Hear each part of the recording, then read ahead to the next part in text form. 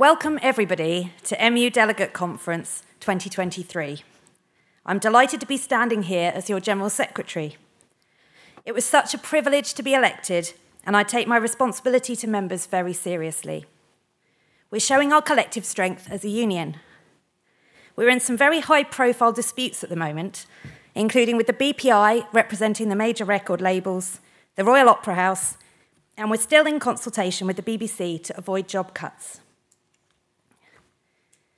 We've carried out a ballot of the Royal Opera House Orchestra, where 90% of members indicated that they'd be willing to take strike action. If there is a strike, it will be our first since musicians took action against the BBC in 1980. We're representing our members' interests vigorously within the music industry, to government, and through our membership of the International Federation of Musicians. We're listening to our members and making sure that their voices are heard. Membership is increasing, and the union is celebrating its 130th year. Despite the threats, we've got many reasons to feel very positive about a bright future for the profession of music, and I believe the MU is more relevant to musicians than ever. We have an ambitious equality action plan with targets for recruitment of musicians, which is available to view on our website. Our current breakdown of members, this is our existing membership, with the following protected characteristics, is 8% from the global majority, 4% with disabilities, and 9.25% LGBTQ+.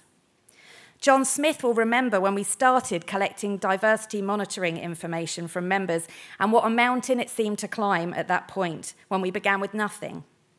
We now hold EDI data on 54% of members, which gives us a good picture of who we represent and where we could do better. In the last 6 months, musicians joining the MU have been 19% from the global majority, 10% disabled members, and 10% LGBTQ+. I think this is a really great sign that we're engaging with musicians who may not previously have thought that the MU was for them.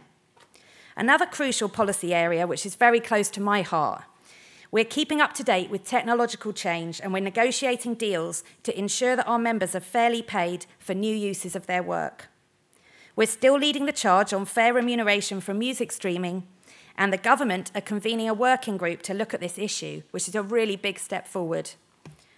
We're involved in developing policy on artificial intelligence. Microsoft's current position is that there's no copyright infringement when artificial intelligence ingests an existing artistic work in order to create a new one.